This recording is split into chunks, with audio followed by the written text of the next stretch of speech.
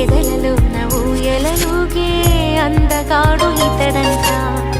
ఎదకు లోతు ఎంతో చూసే వన్నె కాడు ఎవరంట.